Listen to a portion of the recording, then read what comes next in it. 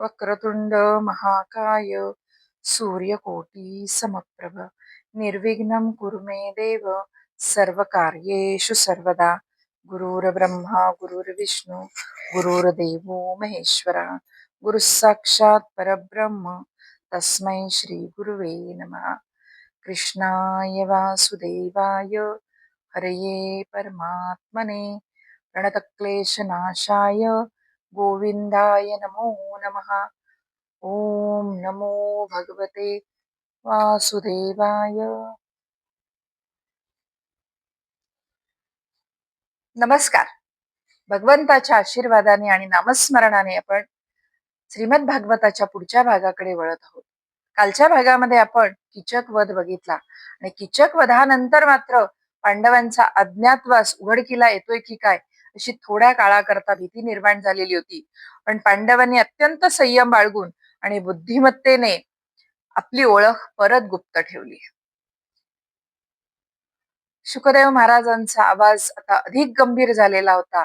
गंगेच्या लाटा जणू रणभूमीच्या गर्जनेची हलकीशी चाहूल देत होत्या आणि हे सगळे ऐकून परीक्षित राजा निशब्द झालेला होता. इकडे हस्तिनापुरामध्ये कौरवांची चिंता वाढलेली होती, कारण त्यांना कुठेतरी वाटायला लागले होतं, दुर्योधनाला वाटत होतं की अज्ञातवास पांडवांनी पूर्णपणे केला, कारण त्याला पण माहिती होतं की अगदी थोडा कालावधी उरलेला आहे आणि जर त्यांनी अज्ञातवास पूर्ण केला तर त्यांना त्यांचे राज्य परत द्यावे लागेल आणि दुर्योधनाला कुठल्याही परिस्थितीमध्ये पांडवांना राज्य परत द्यायचे नव्हते.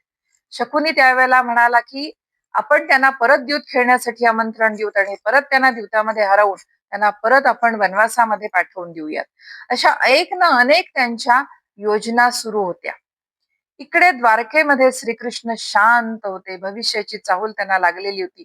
भविष्यामध्ये काय घडणार आहे हे सगळे त्यांना समोर दिसत होते, पण अजून त्यांची समोर यायची वेळ आलेली नव्हती, म्हणून ते शांतपणे बसलेले होते.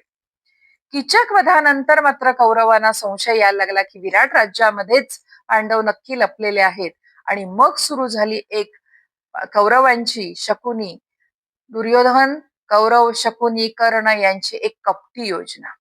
त्यांनी ठरवले की विराट राज्यामध्ये जर पांडव लपलेले आहे तर आपण विराट राज्यावर जर आपण हल्ला केला, आक्रमण केले तर पांडव विराट राज्याच्या मदतीसाठी म्हणून येणार आणि ते आपल्या समोर आले की त्यांचा अज्ञातवासाचा कालावधी अजून थोडासा उरलेला आहे, त्याच्या आत जर आपण आक्रमण केले, हल्ला केला तर पांडव त्यांच्या विराट राज्याच्या मदतीसाठी आले की त्यांचं अज्ञातवास अर्धवट राहील आणि त्यांना परत वनवासामध्ये जावे लागेल. पण त्यांना माहित नव्हते की आता अगदी थोडा कालावधी उरलेला आहे. तो कालावधी संपल्यानंतर पांडव परत खऱ्या तेजाने प्रगट होणार होते. आणि इकडे दुर्योधनाने ठरवले आणि त्यांनी विराट राज्याच्या गोधनावर आक्रमण केले, कारण त्यांची योजना होतीच ती. त्यामुळे त्यांनी खूप असे मोठे सैन्य घेऊन गोधनावर, विराट राज्याच्या गोधनावर आक्रमण केले. त्यावेळी विराट राजा राज्याच्या दुसऱ्या दिशेला एका दुसऱ्या शत्रू बरोबर युद्ध करण्यासाठी म्हणून अडकलेला होता. कौरवांचे विशाल सैन्य बघून विराट नगरामध्ये भीतीचे वातावरण निर्माण झाले, कारण विराट राजा तिथे नव्हता. विराट राजाचा मुलगा उत्तर हा लहान होता. त्यामुळे सगळ्यांच्या मनामध्ये एक भीती निर्माण झाली की आता हे कौरवांच्या विशाल सैन्याला तोंड कसे द्यायचे. तेव्हा बृहन्नडेच्या वेशामधील अर्जुन रणभूमीमध्ये उतरले. त्यांनी शमी वृक्षावर, कारण कौरवांनी पांडवांनी ज्या वेळेला अज्ञातवास स्वीकारला होता त्यावेळेला त्यांनी शमी वृक्षावर आपली सगळी शस्त्रे, गांडीव, धनुष्य हे सगळे शमी वृक्षावर लपवून ठेवलेले होते. आणि ज्या वेळेस पांडवांना कळले की विराट राजा इथे नाहीये आणि उत्तर राजकुमार अतिशय लहान आहे, कौरव विशाल सैन्य घेऊन युद्धासाठी आलेले आहेत, गोधनावर आक्रमण केलेले आहे, त्यावेळेला बृहन्नडेच्या वेशातल्या अर्जुनानी शमी वृक्षातले आपले गांडीव, धनुष्य आणि दिव्य अस्त्रे बाहेर काढली आणि युद्धासाठी म्हणून त्यांनी आपली तयारी केली. उत्तर राजकुमार पहिल्यांदा मोठ्या उत्साहाने, तो लहान होता, अगदी कोवळा होता, त्यांनी मोठ्या उत्साहाने सांगितले सगळ्यांना, सभेमध्ये सांगितले की मी कौरवांशी युद्ध करणार आहे आणि कौरवांना परास्त करणार आहे, असे म्हणून तो युद्धभूमीमध्ये निघाला. पण जसेही त्यांनी समोर रथी महारथी आणि विशाल सैन्य कौरवांचे बघितले आणि तो घाबरला आणि तो परत फिरण्याचा प्रयत्न करायला लागला. त्यांनी आपला रथ परत फिरवण्याचा प्रयत्न केला. पण हे सगळे अर्जुनाला माहित होते की हे अशी घटना पुढे घडणार आहे, कारण हा लहान आहे, याला युद्धाची माहिती नाहीये आणि दुसरे कोणीही मोठे युद्ध कौशल्य जाणणारे विराट देशामध्ये कोणीही नाही. त्यामुळे त्यांनी सारथी म्हणून आपल्या स्वतःला त्यांनी रथामध्ये उभे केलेले होते. उत्तर राजकुमाराचा सारथी म्हणून बृहन्नडेच्या वेशामधला अर्जुन तिथे होते. आणि ज्या वेळेस घाबरून उत्तर राजकुमाराने बृहन्नडेला सांगितले की रथ आता फिरव, मी युद्ध करू शकणार नाही, कारण समोर रथी महारथी आणि विशाल सैन्य कौरवांचे उभे आहे, हे सांगितल्यानंतर मात्र बृहन्नडेच्या रूपातील अर्जुनाने त्यांना धीर दिला, उत्तर राजकुमाराला धीर दिला आणि स्वतः आपले गांडीव धनुष्य हातात घेतले आणि युद्ध करायला सुरुवात केली. आणि ज्या क्षणी अर्जुनाच्या हातामधले गांडीव धनुष्य, बृहन्नडेच्या रूपामध्ये जरी अर्जुन असले तरी हातामध्ये गांडीव धनुष्य घेतल्यानंतर परत अर्जुनांच्या मध्ये ते तेज निर्माण झालेले होते आणि त्यांनी कौरवांच्या विशाल सैन्याबरोबर दुर्योधन आणि सगळ्यांच्या बरोबर युद्ध करायला सुरुवात केली. त्यावेळेला कौरवांची पूर्णपणे खात्री पटली की पाचही पांडव द्रौपदी सहित विराट देशामध्ये आहेत, विराट राज्यामध्ये आहेत. पण कौरवांना माहित नव्हते की ज्या क्षणी अर्जुनाने युद्ध करायला सुरुवात केली त्याच क्षणी त्यांच्या अज्ञातवासाचा कालावधी संपलेला होता. त्यामुळे तो कालावधी पूर्ण झालेला होता आणि हे अर्जुनाला माहित होते. त्यामुळेच त्यांनी आपली शस्त्रे अस्त्रे शमी वृक्षावरून काढलेली होती आणि गांडीव धनुष्य आपल्या हातामध्ये उचललेले होते. आणि म्हणूनच उघडपणे अर्जुनाने युद्ध करायला सुरुवात केली. पांडवांना आता परत वनवासात पाठवण्याचा अधिकार कौरवांना उरलेला नव्हता. विराट नगरातले युद्ध संपल्यानंतर पांडवांनी, अर्जुनानी सगळ्या कौरव सेनेला परास्त केले आणि परास्त केल्यानंतर सगळी कौरव सेना परास्त होऊन परत हस्तिनापूरला निघून गेली. उत्तर राजकुमारांनी युद्ध जिंकले. अर्जुनाच्या साह्याने उत्तर राजकुमारांनी युद्ध जिंकले. सगळे जण परत विराट राज्यामध्ये परत आले.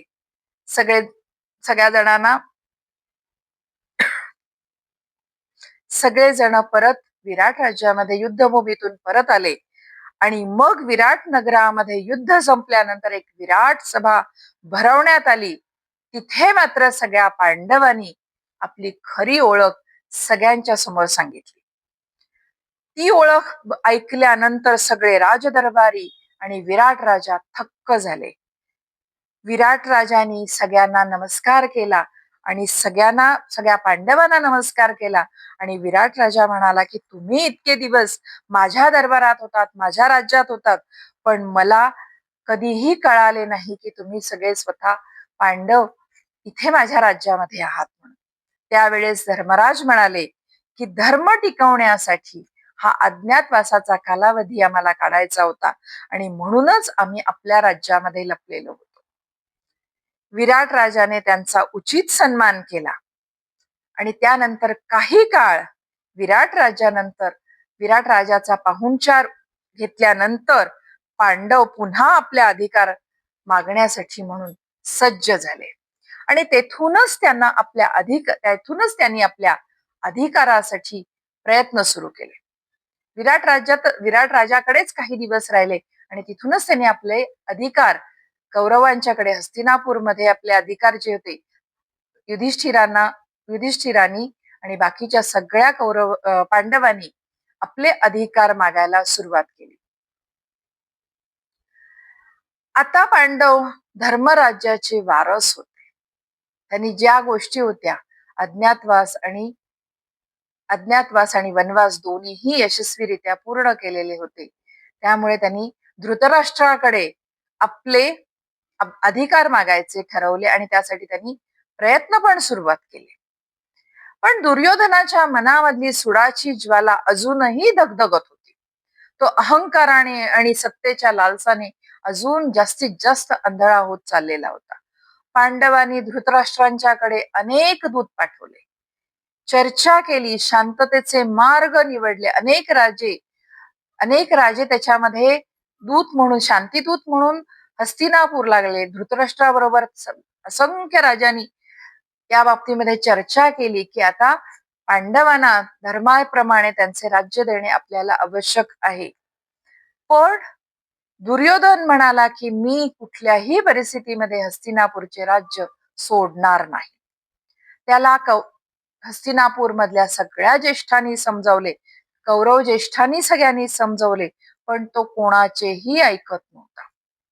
राजन, महाभारतातला हा कठीण प्रसंग आपल्याला एक गहन बोध देतो की मनुष्य जेव्हा अहंकार, लोभ आणि चुकीच्या संगतीच्या प्रभावाखाली येतो.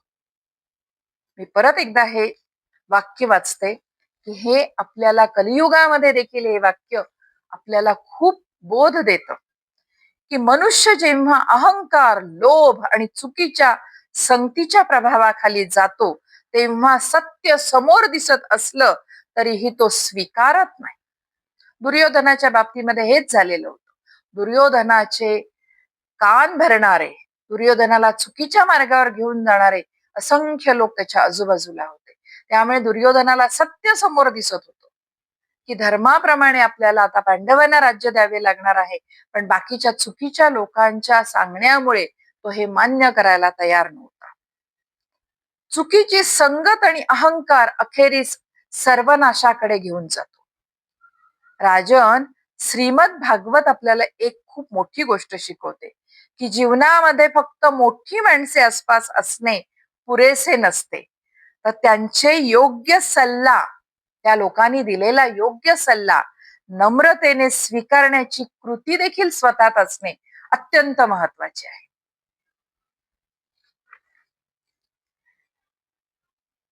शुकदेव महाराज थोड्या वेळाकरता थांबले. ते म्हणाले, राजन, आता जे घडणार आहे ते फक्त युद्ध नाहीये, तो धर्माचा अंतिम निर्णय असणार आहे. शुकदेव महाराजांचे हे शब्द ऐकून गंगेच्या लाटा अत्यंत वेगाने व्हायला लागल्या, जणू त्या रणभेरी वाजवत होत्या. राजा परीक्षिताच्या डोळ्यात हे सगळे ऐकून अश्रू आले, कारण पुढील जो भीषण अध्याय घडणार होता त्या भीषण अध्यायाची चाहूल सगळ्या वातावरणामध्ये पसरलेली होती. गंगेचा प्रवाह परत गंभीरतेने व्हायला सुरुवात झाली. त्या वातावरणामध्ये परत एक कुठेतरी अघोरी शांतता पसरलेली होती, जी युद्धाच्या आधी पसरते ती अघोरी शांतता पसरलेली होती. राजन, दुर्योधनाचा अहंकार परत एवढा वाढलेला होता की अनेक लोकांनी, अनेक दूत म्हणून आलेल्या राजांनी, दूतांनी समजावलेलं तो ऐकायला तयार नव्हता. पांडव आतापर्यंत शांतपणे सगळे त्यांना समजवत होते.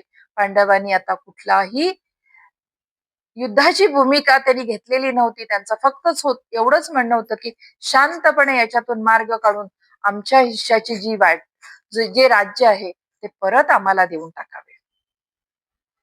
पण तरीही दुर्योधन आणि बाकी कौरव ऐकायला तयार नव्हते. त्यावेळेस मात्र पांडवांनी भगवान श्रीकृष्णांना सांगितले की आपण आता शांतिदूत म्हणून हस्तिनापूरकडे जावे आणि यातून शांतपणे मार्ग काढावा. भगवान श्रीकृष्णाने एक शेवटचा प्रयत्न करून बघायचे ठरवले. भगवंतांना तर माहित होते की यातून काहीही निष्पन्न होणार नाही, पण तरीही त्यांनी शांतिदूत म्हणून जायचे ठरवले. कदाचित त्यांना वाटले की एक प्रयत्न आपण करून बघावा आणि त्यातून जर चांगली ही गोष्ट निघाली, शांतपणे काही मार्ग निघाला, तर पुढचे युद्ध टळेल. युद्ध टळणार नव्हते हे भगवंतांना माहित होते, पण तरीही भगवंतांनी देखील प्रयत्न करायचे ठरवले. भगवंत हस्तिनापूरकडे निघाले. ज्या क्षणी भगवंतांचे, श्रीकृष्णाचे हस्तिनापूरमध्ये आगमन झाले, समस्त नगरी त्यांच्या तेजाने उजळून निघाली.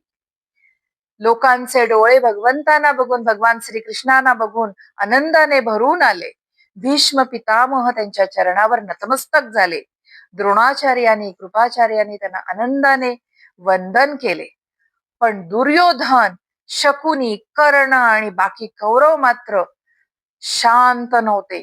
त्यांना माहित होते की श्रीकृष्ण हस्तिनापूरला आलेले आहेत, ते शांतिदूत म्हणून आलेले आहेत आणि ते पांडवांचा धर्माने जो हिस्सा आहे राज्यामध्ये तो मागण्यासाठी आलेले आहेत आणि त्यांना हे नको होते. थोड्या वेळानंतर हस्तिनापूरमध्ये एक शांती सभा भरवली गेली. कारण शांतिदूत म्हणून श्रीकृष्ण तिथे आलेले होते, त्यामुळे त्यांचा जो पांडवांचा जो निरोप होता तो त्यांना तिथे हस्तिनापूरमध्ये सगळ्या सभेमध्ये द्यायचा होता. थोड्या वेळाने एक शांती सभा भरवली गेली. त्या सभेमध्ये भगवंत म्हणाले, हे कौरवानो, मी पांडवांचा आणि तुमचा दोघांचाही हितचिंतक आहे. मला हे युद्ध नको आहे. तुम्ही पांडवांना फक्त 5 गावे द्या.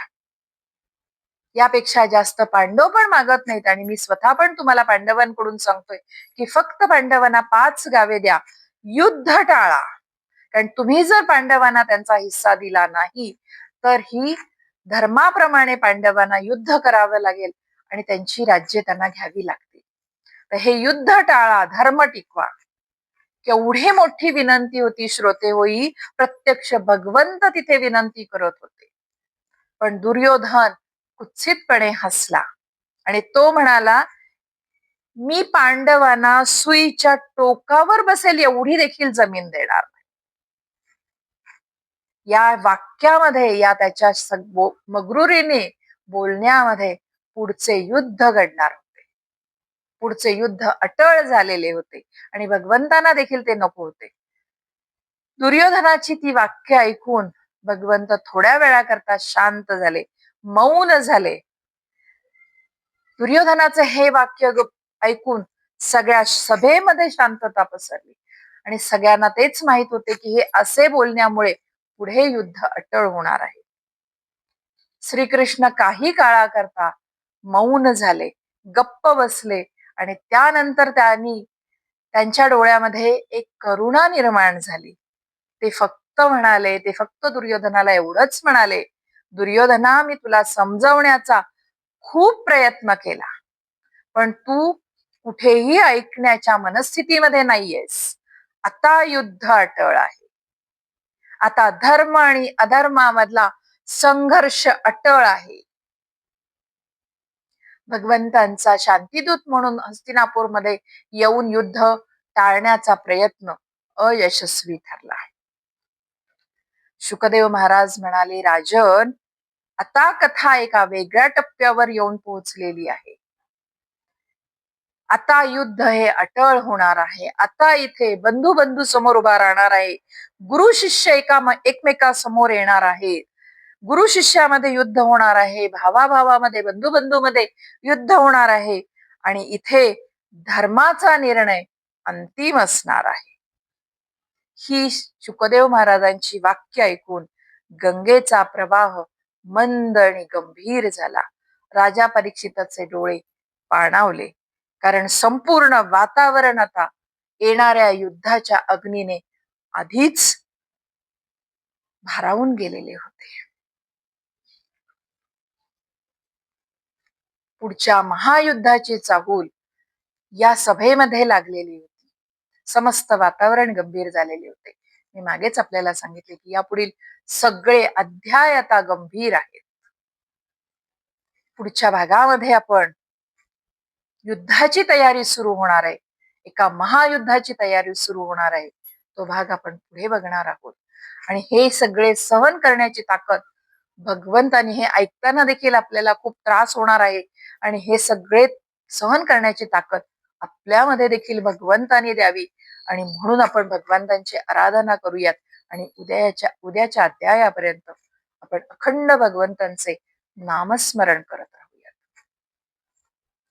कृष्णाय वासुदेवाय हरये परमात्मने प्रणतक्लेशनाशाय गोविंदाय नमो नमः. ओम नमो भगवते वासुदेवाय कृष्णार्पणमस्तु.